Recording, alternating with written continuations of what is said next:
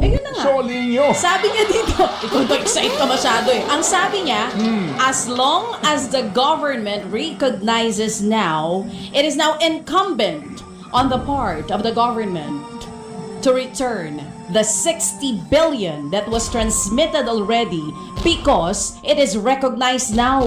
Sa Tagalog, ibalik ang pera ng PhilHealth.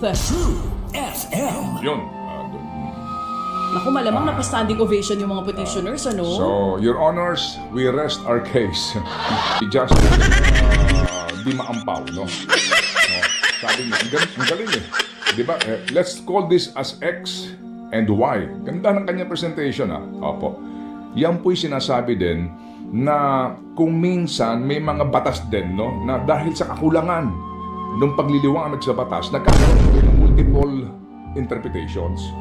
So, importante yung